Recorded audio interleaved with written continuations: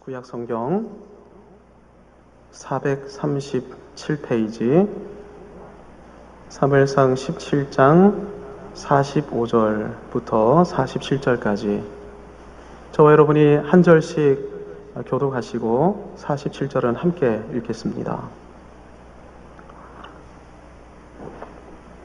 저부터 읽습니다. 다윗이 블레셋 사람에게 이르되 너는 칼과 창과 단창으로 내게 나오거니와 나는 만군의 여호와의 이름 곧 네가 모독하는 이스라엘 군대의 하나님의 이름으로 내게 나아가노라.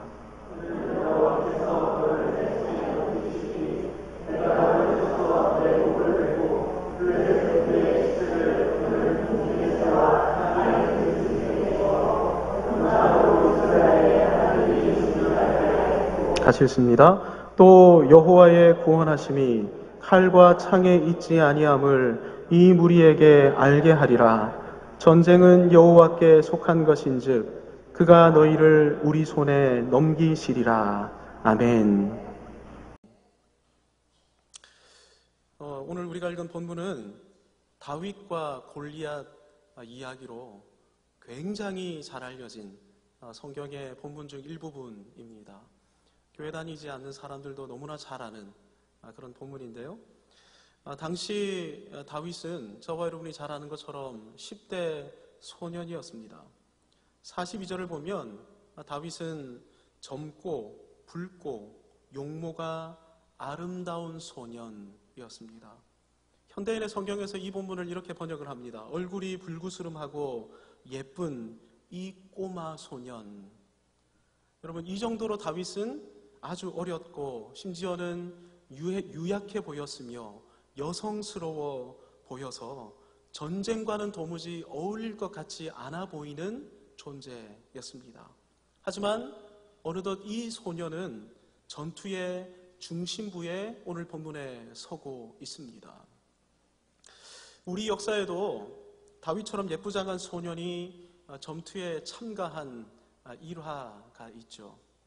황산벌 전투에서 백제군 진영으로 홀로 나가 싸웠던 화랑관창이 바로 그 주인공입니다. 김유신의 신라군 5만 명이 계백이 이끄는 백제군 5천 결사단과 일전을 치룬 전투가 황산벌 전투인데요. 여러분, 5만 대 5천이니까 산술적으로 10대 1입니다. 해보나 마나한 전투, 압도적으로 승리할 수밖에 없는 전투인데 신라군이 백제군에게 밀렸습니다. 알고 보니까 백제군은 그야말로 결사에 죽기를 각오하고 나온 부대였기 때문입니다. 질 걸 예상을 해서 전쟁에 지면 가족 모두가 몰살당하거나 노예가 될 게 뻔하니까 스스로 이 결사단이 가족의 목을 베고 이 전투에 나선 것입니다. 여러분, 그래서 이때 이 김유신이 전면에 내세웠던 인물이 16세 소년이었던 화랑관창이었죠.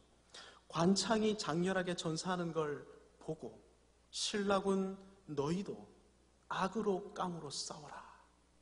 이 메시지를 전달하려고 화랑관창을 이 유약한 아이를 홀로 전쟁의 전투 앞에 전면에 내세웠던 것입니다.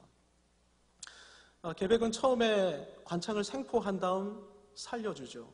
왜 그렇습니까? 전쟁에 나서기에는 너무나 어울리지 않아 보이는 어린 아이였기 때문이었습니다.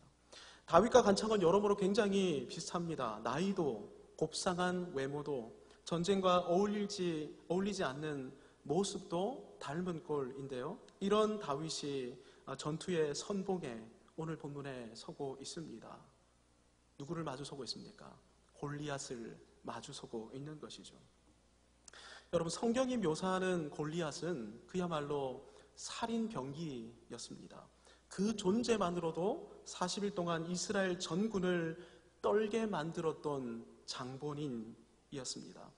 사무엘상 17장 4절부터 골리앗이 소개되는데요. 골리앗이 성경이 소개하는 골리앗의 모습을 묘사하면 대충 이렇습니다. 키가 3m에 육박하는 거인이었습니다. 제가 예전에 부산에 있을 때 한 마트에 갔다가 거기서 한국의 골리앗으로 알려졌던 최홍만 씨를 본 적이 있습니다. 최홍만 씨 옆에 매니저가 같이 있었는데요. 매니저가 진짜 메뚜기처럼 보였습니다. 굉장히 컸습니다.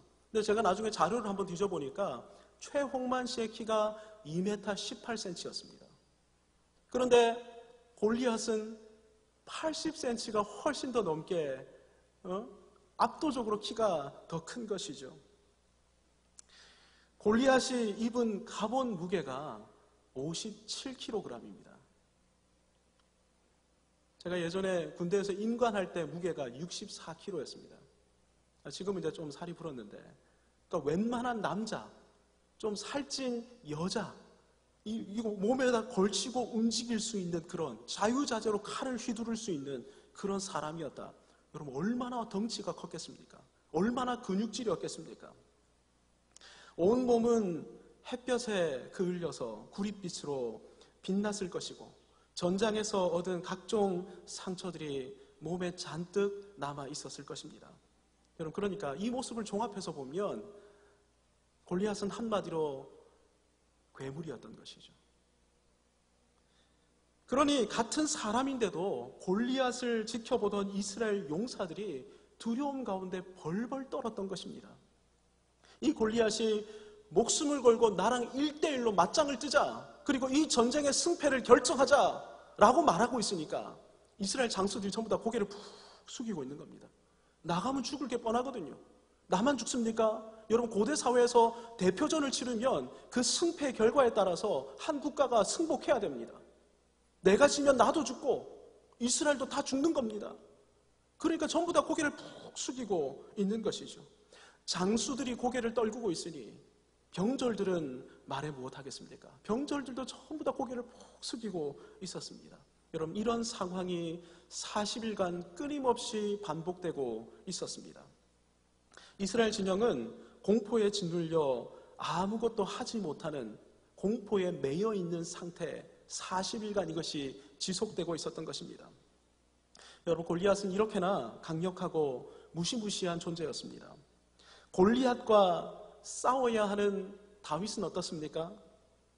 너무나 비교되는 인물인 것이죠. 아까 제가 말씀드렸던 것처럼 너무나 어리고 연약하고 약해 빠지기 이를 데 없는 그런 모습, 전쟁과는 전혀 어울릴 것 같지 않은 그런 모습의 존재였습니다. 그래서 우리는 다윗과 골리앗 하면 뭘 떠올립니까? 강함과 약함의 대결이다. 이런 식으로 우리가 생각을 합니다. 물론 상식적으로는 다윗은 결코 골리앗을 이길 수 없습니다. 하지만 우리 모두가 갈망하는 게 다윗이 골리앗을 이기는 것 아닙니까? 왜 다윗이 골리앗을 이기기 원합니까? 우리가 바로 다윗 같은 존재라고 스스로를 여기고 살아가기 때문입니다. 우리가 모두가 다 다윗 컴플렉스를 가지고 살아가거든요. 그래서 다윗 같은 존재가 골리앗 같은 존재를 이기는 순간을 보면서 쾌감을 느끼는 겁니다. 아, 내가 저렇게 강한 상대를 이길 수 있구나. 저건 나의 승리다. 2002 월드컵에서 대한민국 축구팀이 골리앗 같은 강팀을 연이어 격파하기 시작했습니다. 여러분 기억하실 것입니다. 극적으로 이탈리아를 이겼습니다. 골든골로 이겼죠. 그렇죠? 극적으로 강팀이었던, 여러분 유럽의 맹주였던 스페인도 무너뜨렸습니다. 그래서 월드컵이 끝나고 난 직후 대한민국 전체가 한국 축구를 이끌었던 히딩크 신드롬에 사로잡혀 버렸습니다. 서점에는 히딩크 관련 서적이 몇 권 정도 출간됐는지 아십니까? 20권이 넘게 출간됐습니다. 전부 다 베스트셀러 히딩크. 히딩크를 연구하기만 하면 골리앗도 이길 수 있을지 몰라. 사람들이 지금 이렇게 생각한 것입니다. 여러분 이런 방식으로 다윗을 연구하려는 분들이 우리 주변에 적지 않습니다.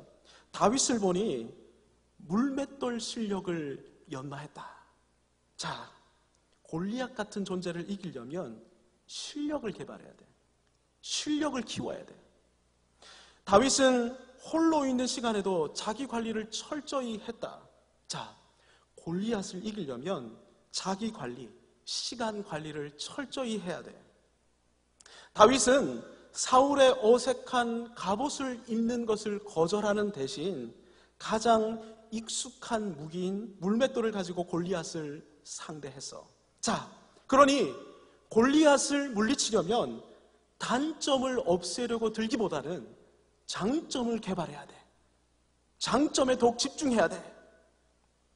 나에게 어울리는 것, 내가 잘할 수 있는 것을 중점적으로 개발해야 돼.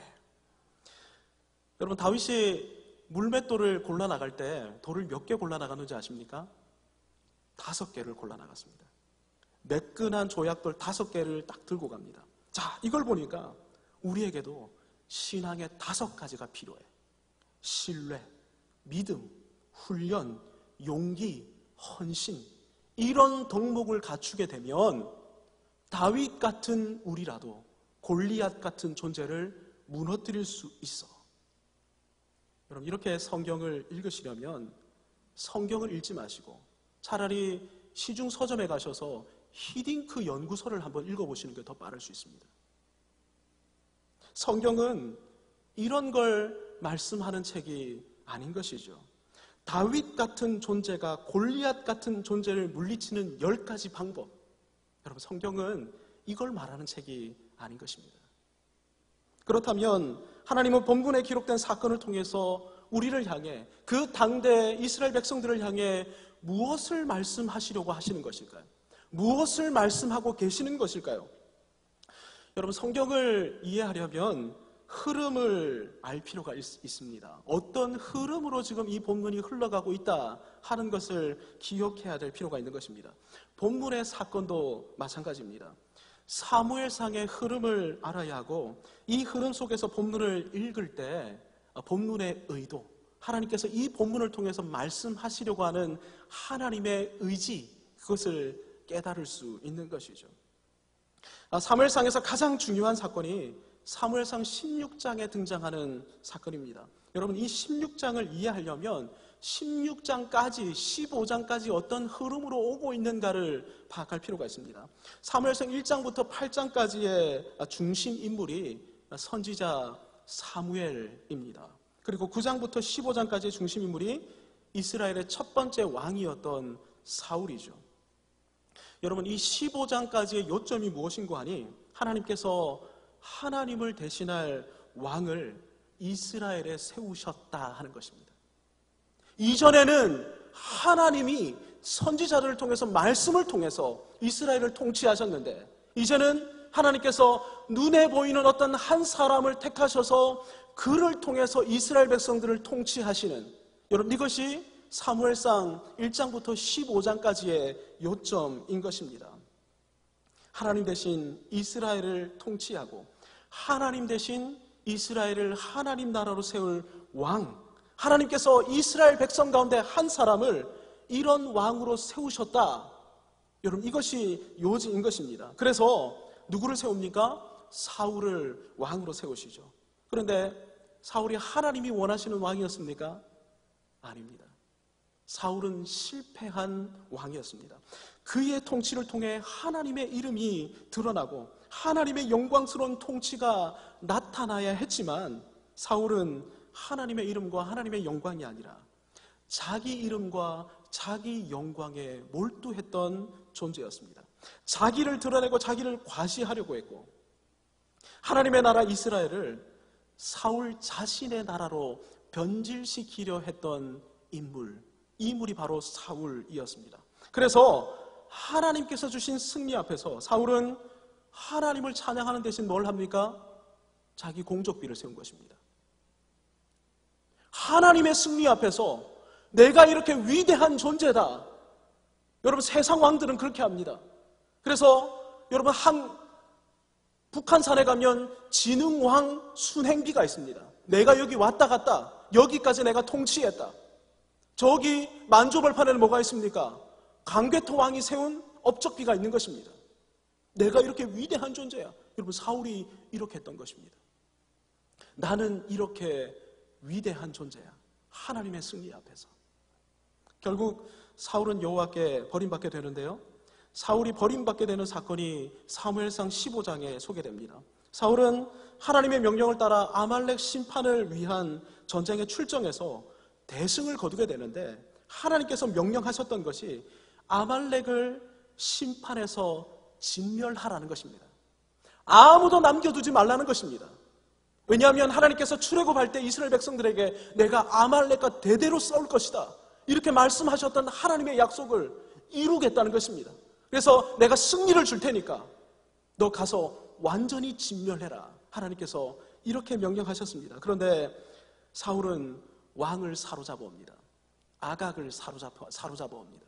질질 끌고 다니면서, 자 봐, 내가 이스라엘의 대적을 잡았어. 난 이렇게 대단한 존재야.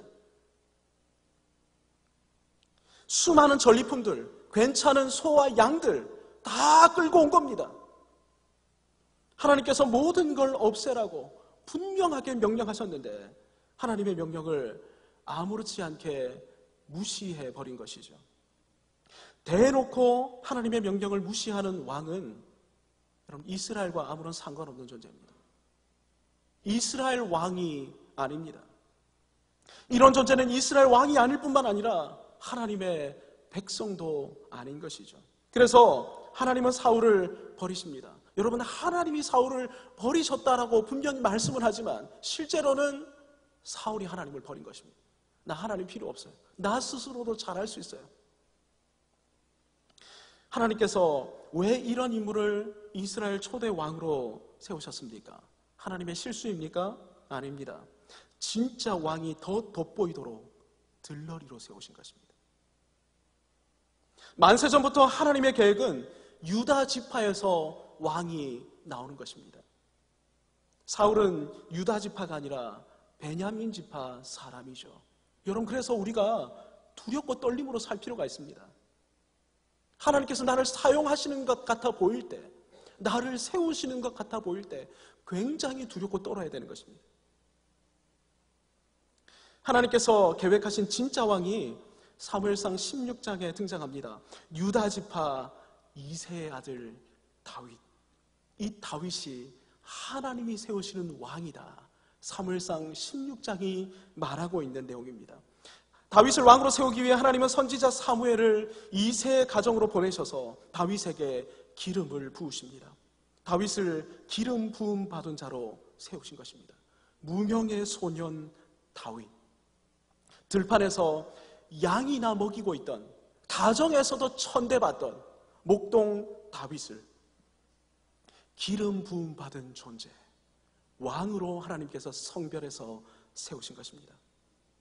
기름 부음 받는 그 즉시 사람이 인정하든 인정하지 않든 관계없이 하나님 앞에서 다윗은 이스라엘의 왕이 되었습니다.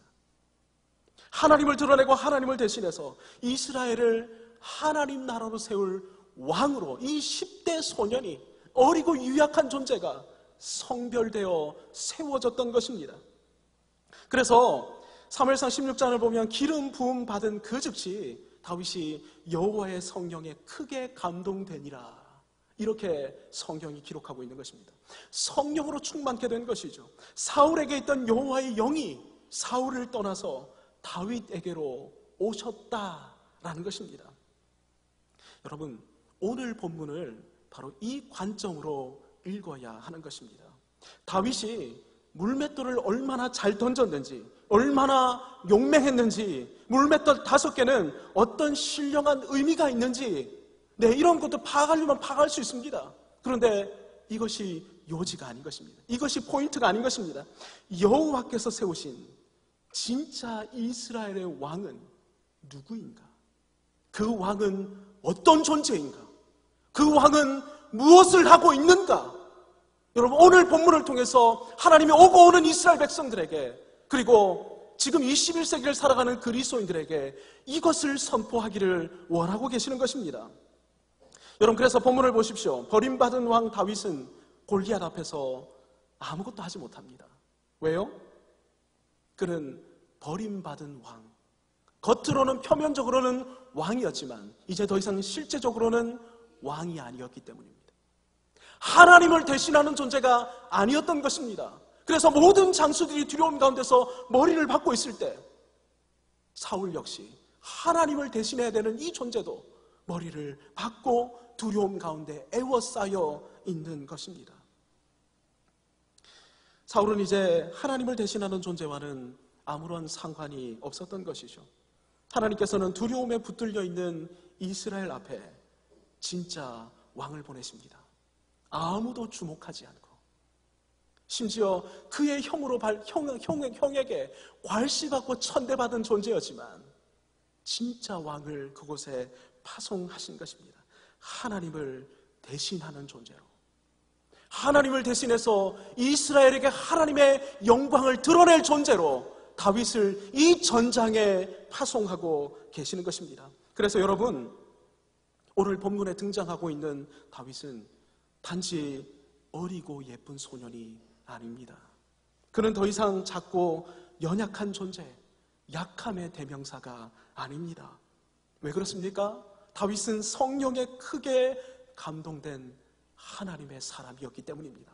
여호와의 큰 용사, 하나님께서 이렇게 성령을 통해 세우신 존재였기 때문입니다. 그는 하나님을 대신해서 하나님의 이름과 하나님의 거룩하신 영광을 이스라엘뿐 아니라 온 땅에 선포하도록 여호와께서 친히 세우신 이스라엘의 진짜 왕, 여호와의 기름 부어 세움받은 여호와의 종이었던 것입니다.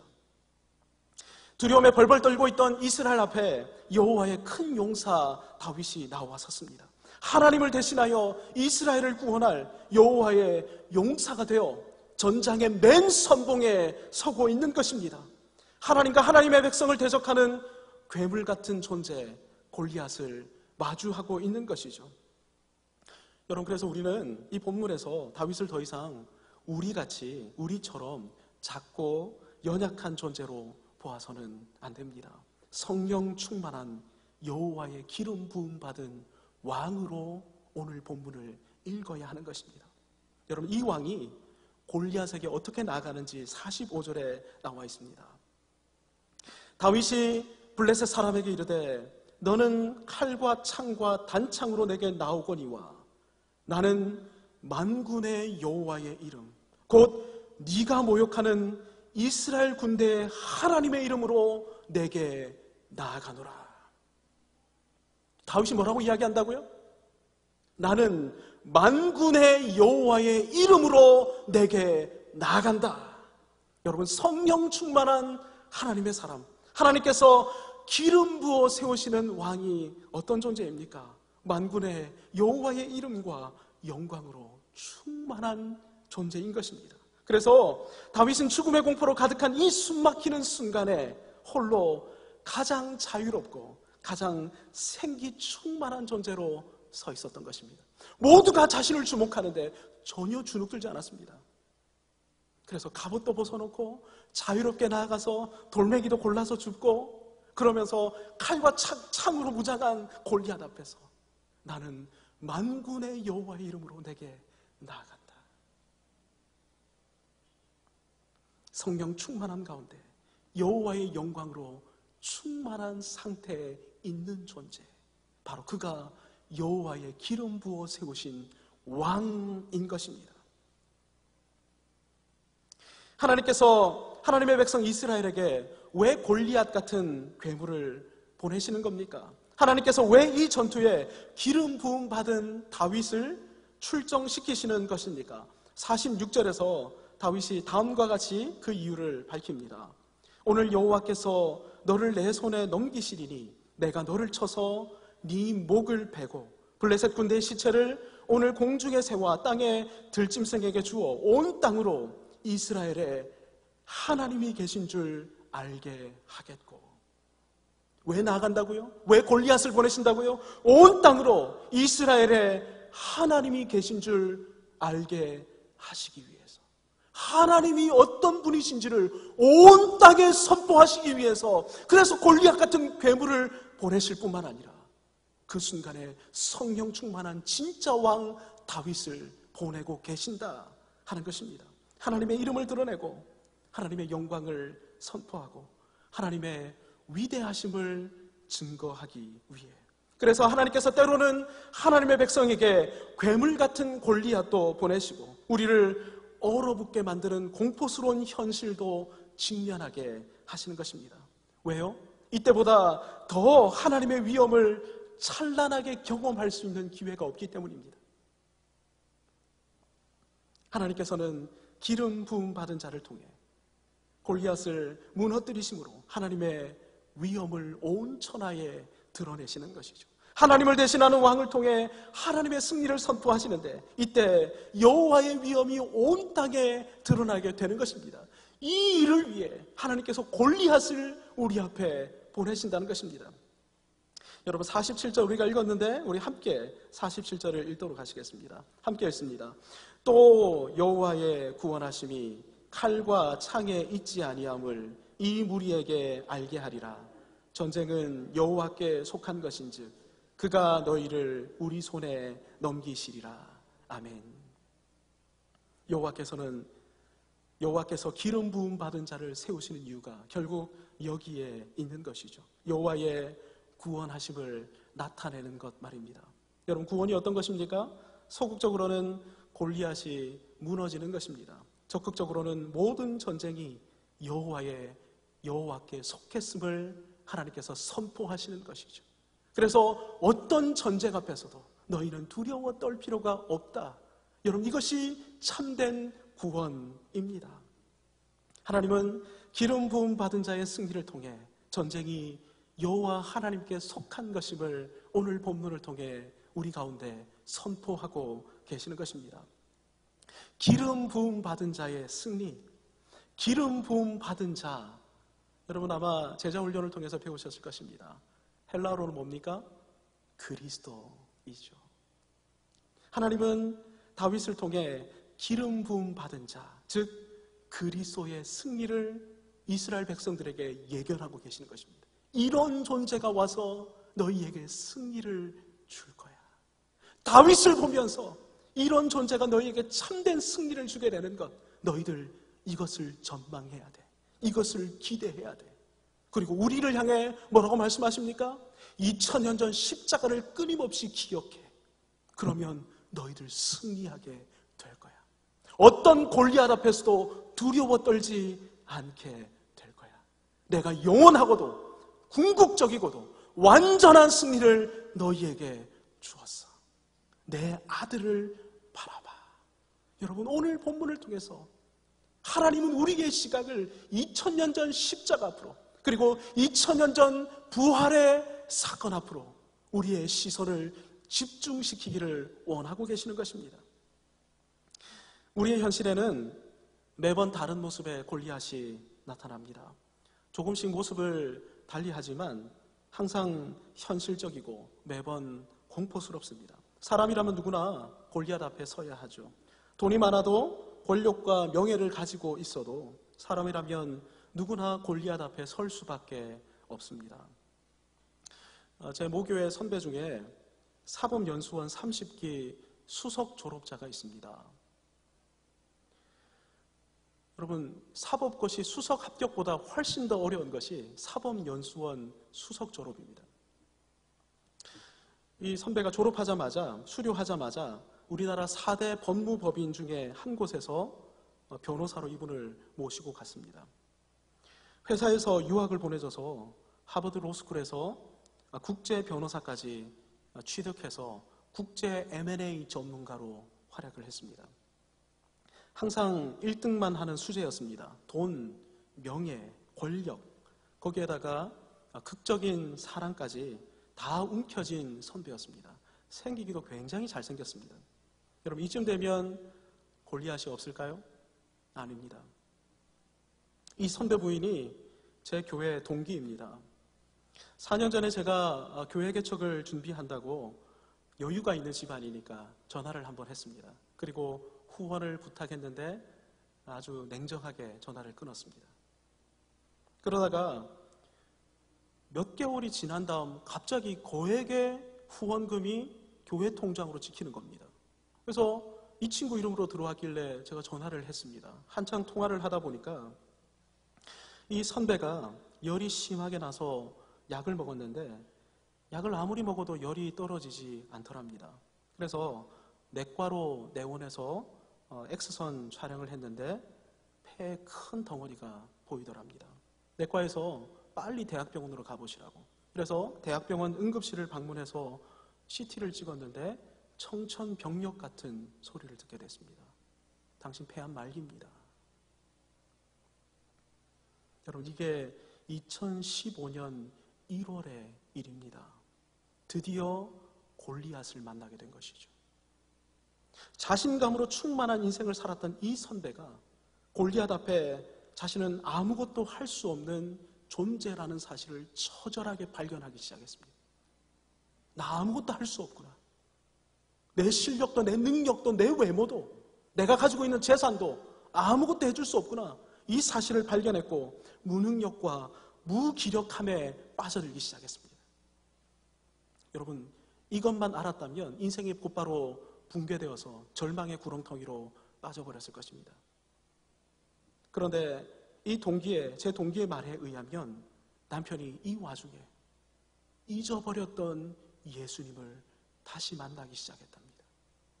다시 예수님과 인격적으로 교제하기 시작했고, 다시 예수님을 의지하기 시작했고, 다시금 복음의 영광을 맛보기 시작했다랍니다. 골리앗 앞에서 나는 능력이 없다는 사실을 처절하게 절감하고, 내 주 예수 그리스도 말고는 나를 건지실 분이 없구나, 이 사실을 의지하며 예수님 앞에 무릎 꿇기 시작했다는 것입니다.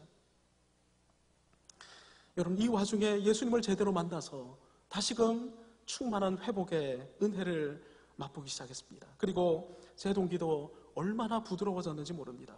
그러면서 복음 사역이 얼마나 위대한 사역인지를 다시금 확인하기 시작했고, 그래서 저에게 후원하기 시작한 것입니다.